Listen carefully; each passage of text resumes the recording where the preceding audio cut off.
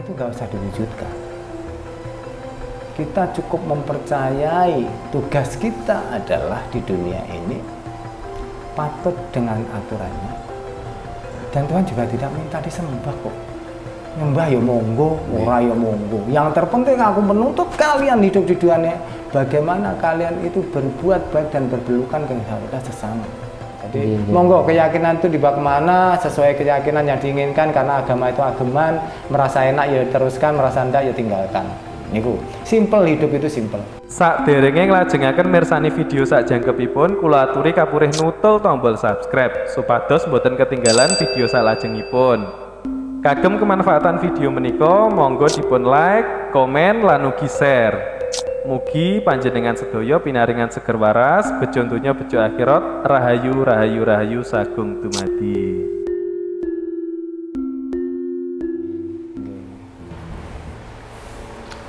Mbah mungkin terkait dari aroma wangi. Ketika kita mau menambah dengan Tuhan, itu diharuskan untuk memakai wewangian. Jadi kan ada bedanya dengan orang Jawa membakar dupa. Intinya juga kan sama wewangian. Kenapa kalau orang Jawa membakar dupa dan lain sebagainya itu disirik-sirikan, dimusik-musikan. Ketika orang lain mau menambah menggunakan wewangian itu justru malah diwajibkan. Pandangan Mbah Doyo pripun terkait dengan masalah itu? Monggo. Ngapunten, saat yang belum menjawab, seandainya teman-teman di luar sana ada yang tidak sepaham, ya mohon dimaklumi karena kita masih belajar bareng-bareng. Tapi sepengetahuan saya, apapun itu, kayak wong Jawa itu harus pantes dulu. Harus pantes dulu. Kenapa harus pantes? Kita itu mau katakanlah kondangan aja lah. Mau kondangan, enggak usah ke Tuhan dulu lah. Kita mau kondangan dulu. Kita itu bukan diwajibnya sih, enggak sih. Api ikhlas yo ngangge sing wangi, sing pantes sajane iki ngudi rasane lak kepenak, disawang kepenak. Iki arep kondangan. Sebetulnya orang yang ditempati kondangan juga tidak pernah memasalahkan kamu harus pakai ini itu, tidak. Yang penting kamu hadir, udah selesai. Tetap kami layani. Ini kan masalah etika, masalah syariat, gitu. Ya, karena begini Kang Mas, semua itu banyak kepentingan, gitu. Banyak kepentingan karena memang sengaja apa yang menjadi budaya kita itu sengaja memang mau dilenyapkan, mau dimusnahkan. Bahkan ini sudah terbukti kerajaan Majapahit yang begitu besar di Nusantara, puing-puingnya aja sekarang sudah hancur lebur. Karena kenapa? Biar bangsa Jawa itu tidak mengenal nenek moyangnya yang begitu luar biasa. Sengaja dihancurkan puing-puingnya, buktinya dihancurkan. Karena kenapa? Kalau puingnya sudah dihancurkan, berkasnya sudah dihancurkan, otomatis untuk menghasut orang-orang Jawa ini gampang. Karena mau bicara apa lagi, bukti ini gak ono. Mau bicara apa lagi, ini loh yang benar. Ini loh yang benar. Dan itu hari-hari ditelankan kepada anak cucu kita. Yang benar itu ditenggelamkan, yang kurang benar itu dimunculkan, itu yang terjadi. Itu yang terjadi. Jadi kalau saya itu mau sebetulnya kalau di konten seperti ini nggak signifikan ya saya sampaikan, cuma mungkin ya garis-garis besar. Jadi kita itu aja sampai kehilangan Jawa nih, karena Jawa itu ada maknanya, Mas. Jawa itu ada maknanya. Napa Mbah maknanipun? Makna Jawa itu berasal dari zaman wayang. Zaman wayang. Jenengan preso wayang, ada dalang, ada sutradaranya. Jadi tidak angger tayang. Sama seperti kehidupan kita. Kehidupan kita coba di wayang. Gede dhuwur ya urung tentu gede dhuwur atine. Cilik medhingi belum tentu mencilingi atine. Jadi yang kita lihat adalah bagaimana budi pekerti seseorang. Lah piye ndelok ya tingkah lakune saben dina delok Itu yang jelas. Jadi intinya gini. Kenapa harus pakai wangi-wangi? Sedangkan orang yang lain, mungkin teman-teman yang lain itu satu garusan. Kalau saya bukan satu garusan, tapi masuk ke etika atau syariat. Karena yang pertama itu memang kita harus etika dulu. Nah, tanpa etika kita akan dipandang nggak enak lah gitu. Yang jelas itu etika. Jadi kenapa harus pakai wangi-wangi? Yang jelas dimantesnya awake dhewe lah. Ben pantes dhisik, mosok ning kondangan ambune kecut kan nggak enak juga lah kan. Itu satu. Yang kedua, kalau kita pakai wangi-wangi, apa nih arep kondangannya isin, iya lah nggak pakai wangi. Kalau arep ning gone nyedek ning gone kersane sing gawe Gusti, sing gawe urip, kan kita nggak pakai wangi-wangi kan yo isin tuh. Mosok nggak pakai wangi. Yang pertama, apa tuh gunane wangi-wangi itu? Yang jelas itu membuat pikiran kita itu fresh karena adanya wangi-wangi. Fresh. Dengan fresh doa kita itu akan terpusat kepada sini. Jadi bisa mening ciptane. Lah mening ciptane, insya Allah 90% doa itu sampai kepada Tuhan Yang Maha Esa. Kalau sudah sampai didengar, diverifikasi, dikabulkan.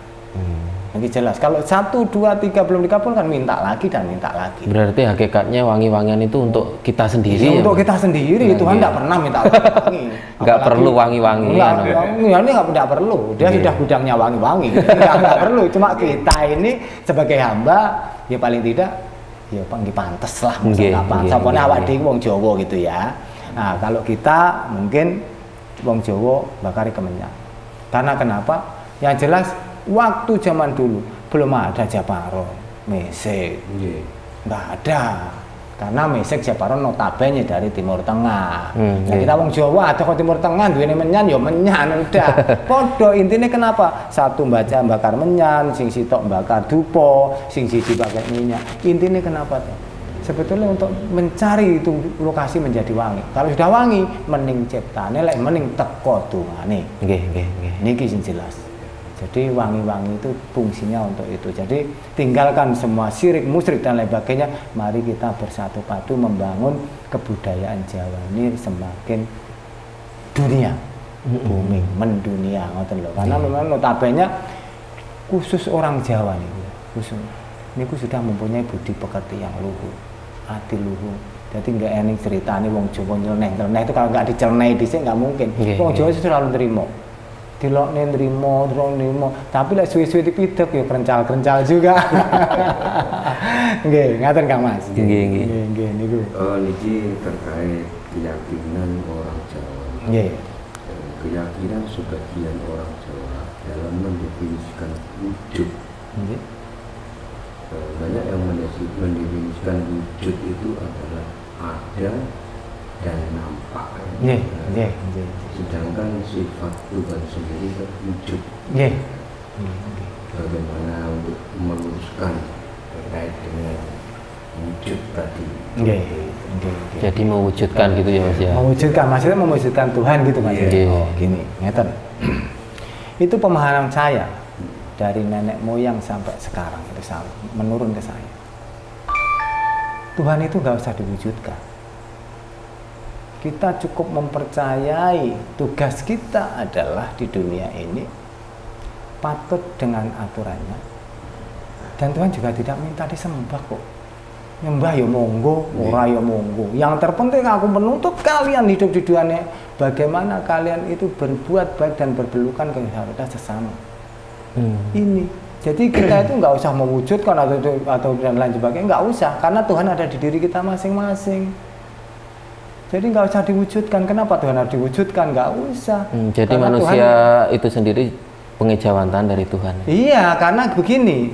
Sebenarnya semua itu ada di diri kita masing-masing sebenarnya. Kalau kita itu sudah bisa menyatu dengan kehidupan, sebenarnya kita itu sudah tahu Tuhan itu ada di diri kita masing-masing. Makanya berjuta umat neng dunia ini semuanya dekat dengan Tuhan. Semuanya dekat. Cuman bagaimana dia tahu memanggil atau tidak memanggil. Ini intinya. Kalau tidak tahu mau dibalang pakai jubah dari kalian ya percuma saja. Karena kenapa? Pengewejowantan orang yang dekat dengan Tuhan, jalan hidupnya pasti bagus. Mesti sopan, mesti santun, tata krama, lek duwe yo gak cetil. Karena ini sudah diajarkan di ngene poso. Itu kan poso itu sajane apa sih? Poso itu kan poso, ngepos neroso. Pos itu kan tempat pemberhentian, poso itu adalah rasa. Kalau kita itu berhenti di sini jebret waktu poso, itu berarti kita menyetop sesuatu yang jelek. Kaya to pengen mangan ndak karuan. Kan kok dadine ya ora kepenak. Nggih, harus berlebih-lebih. Jadi hal-hal yang sifatnya jelek itu diposkan dulu. Itu bukan cuma di bulan puasa, tapi seterusnya selagi kamu masih hidup. Makanya di akhir daripada bulan puasa, bagi yang mampu harus berfitrah. Berfitrah itu apa toh? Berbagi. Oh, berbagi nih. Fitrah itu berbagi, bukan kembali suci. Fitrah itu pemahaman saya itu berbagi. Karena kamu sudah merasakan luwe lan ngelak melalui puasa, jajal to delok wong ning jaba kae. Ajane kok lentrak-lentruk kayak takonono. Ikut merasakan. Luwe apa ngelak, lek duwe yo kayak ono banyu. Lek ora duwe duit ya coba sangoni. Urung tentu ra duwe. Tapi yang jelas untuk urusan perut kayak ono lek ora duwe. Itu inti dari puasa. Jadi ben awakmu ki ngerti, awak dhewe ngerti rasane ngelak luwe kaya ngene iki, kae yo menungso padha karo awakmu. Kayak deloken takon ngelak kok luwe. Lek duwe yo ndang kayak ono. Makane zakat fitrah itu bukan kembali suci, tapi zakat fitrah itu kembali memberikan kalau kamu punya kayak ono yang wong liya, saling berbagi. Jadi podo-podo menusone dijiwit di podo lorone luwe ya podo ngrasakne liyere. Kayak ono lek awakmu duwe. Itu ora kok mineng poso ndak, jawantano ning seluruh hidupmu semasa kamu masih hidup dan itu berpunya kayak ono. Niku, tapi kebanyakan enggak sekarang. Yo mi poso tok sik panggah mleceh. Nah, sawe yo ngene iku. Oleh luwe karo ngelak Mbah nggih. Heeh, oleh ngelak karo luwe pahalane enggak dapet. Niku. Dadi kudune lek bar poso ki eling panggan teko poso meneh. Karena poso ki nyapa setahun pisan mengingatkan umat itu ben aja lali berbagi. Makanya setahun sepisan ora poso ya ora apa-apa, sapa sing larang. Itu kan saya yang penting arti puasa itu ijo antahno ning uripmu. Aja ngruposo-poso tok tapi kelakuannya tetep ya percuma. Karena arti dari puasa itu bagaimana memperbaiki akhlak kita menjadi biasa ning mlecing iki dadi awean. Niku, ngoten niku. Niku arti daripada hal gandengane wujud atau enggak wujud. Karena Tuhan itu tidak harus diwujudkan. Yang mewujudkan siapa? Kita sendiri. Dengan cara apa? Wes digaris bawahi, berbuatlah baik kepada sesama. Tuhan itu tidak ingin disembah, nggak ingin dia. Tuhan itu menciptakan umat itu tidak untuk disembah. Tapi bagaimana Tuhan menciptakan kita itu untuk kelangsungan hidup, reinkarnasi, muter rukun dengan sesama makhluk gitu ya, makhluk. Sudah. Makanya kerukunan kita Jawa itu kalah dengan Bali. Karena Bali masih Hindu sampai sekarang. Satu-satunya kerajaan yang gone Majapahit, sing keplayu yang gone Kidul-Wetan itu cuma di Hindu, di Bali. Makanya sampai sekarang Bali itu tetap mempergunakan adat Jawa. Kayu aja masih disarungi dengan harapan kenapa? Ini juga ciptaan Tuhan. Aku kalau memang mau membunuh kalian, ngedok kalian, ya tak takoni dhisik. Mengagumi ciptaan Tuhan. Jadi sebetulnya kita itu masih ketinggalan dengan Bali. Itu kalau saya lihat yang dipakein sarung itu kebanyakan kan pohon-pohon yang sudah tua, sudah besar gitu. Iya, sudah besar. Karena kenapa kok yang sudah besar? Notabene kita itu harus menghargai orang yang lebih dulu, yang lebih tua. Ini sebenarnya. Jadi itu kan sebenarnya kan satu apa ya? Apa ya jenenge ngono kae. Jadi apa ya Mas ngono itu bahasanya kalau dikatakanlah apa ya itu? Menghormati lah, lebih menghormati kepada yang tua. Jadi kita itu yang muda harus menghormati yang lebih tua, harus. Itu satu sanepan lah, itu sanepan ya. Jadi sanepan. Kenapa jadi yang otomatis kan pohon besar tua itu kan lebih dulu daripada kita. Jadi dia lebih banyak makan garam lah seperti itu. Saya pinter kalian bocah masih pinter yang lebih tua. Itu yang jelas seperti itu. Gini Mbak Dono, intinya tidak usah bingung-bingung mencari Tuhan kemana-mana dan tidak harus berteriak-teriak untuk menemukan Tuhan. Tidak usah. Cukup kita jawantahkan yang urip awake dhewe itu bagaimana kita berbuat baik, Tuhan akan hadir ke kita. Jalah sampean penjenengan melanglang buana kemanapun, keluar angkasa sekalipun, tidak akan menemui Tuhan. Nggak usah dicari, Tuhan itu nggak usah dicari. Yang penting apa yang menjadi kewajiban kita, berbuat baik kepada sesama, itu sudah cukup. Karena itu adalah jerene wong-wong kae. Kalau kita sudah berbuat baik kepada sesama, itu tiketnya masuk surga. Jerene aku ya ora ngerti sih, sing neng kono ya nggak pernah telepon. Mati seperti itu. Tapi paling tidak kalau kita sudah berbuat baik kepada sesama, paling tidak kan kita sudah menyiapkan payung. Seandainya terjadi hujan sekalipun, sewaktu kita sudah ada payung. Seandainya tidak terjadi, kita juga tidak berat tuh nggo payungnya. Nah, orang hidup itu seperti itu, simple sebenarnya kehidupan kita. Simple. Kita nggak usah lari kemari mencari Tuhan, nggak usah. Tuhan itu seperti apa nggak usah dicari, karena Tuhan itu tidak akan pernah menampakkan diri. Kuncinya kan yang penting berbuat baik antar sesama. Antar sesama itu kunci kehidupan. Apapun. Sama. Sami. Agama apapun yang ada di sini, nang Indonesia bahkan di dunia sekalipun. Aslinya ini kon bersatu, kon rukun, Yang penting rukun itu jelas seperti itu. Intinya seperti itu. Jadi kita itu nggak usah lari ke sana kemari dengan pakaian yang aneh-aneh. Kita bolehlah katakanlah percaya dengan satu agama apapun, tapi budayanya jangan dibawa. Masa kita pakai seperti sing aneh-aneh kan ya. Kita itu orang Jawa yang notabene bodinya seperti ini, terus nanti disamakan dengan orang yang ada di sana yang bodinya notabene yang begitu besar, di sana panas, di sini sejuk. Nanti kan ya nggak enak juga. Jadi monggo keyakinan itu dibawa kemana sesuai keyakinan yang diinginkan, karena agama itu agaman. Merasa enak ya teruskan, merasa enggak ya tinggalkan. Niku simple, hidup itu simple. Kalau kita tahu simple.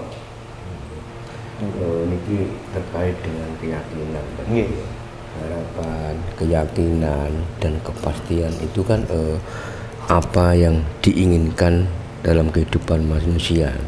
Bagaimana harapan, keyakinan dan kepastian itu bisa tertanam dalam diri manusia, Mbak? Ngeten. Kehidupan bisa tertanam ke jiwa kita masing-masing, maksudnya seperti itu. Kehidupan yang seperti apa yang diinginkan itu. Terkait keyakinan. Keyakinan, karena keyakinan, ya. Bagaimana bisa tertanam dalam diri itu? Bagaimana gitu? Kalau pribadi sebenarnya gini, keyakinan. Tanpa keyakinan, apapun yang kita perbuat, apapun yang kita rencanakan, tidak akan bisa pernah terwujud. Karena tanpa ada keyakinan. Jadi kalau ingin hidup itu sesuai dengan harapan, paling benda 80% sesuai harapan, harus menanamkan keyakinan ke diri kita bahwa saya itu bisa dan mampu. Kalau itu tanpa ditanamkan ke diri kita, tidak akan bisa terwujud dan tercapai cita-cita itu. Jadi kita harus meyakini sesuatu apa yang harus kita kerjakan dan akan kita kerjakan. Harus kita yakini. Tanpa kita yakini, semua tidak akan jadi. Seperti penjenengan, tanpa yakin mau jalan ke Trenggalek, mungkin nggak sampai ke Trenggalek.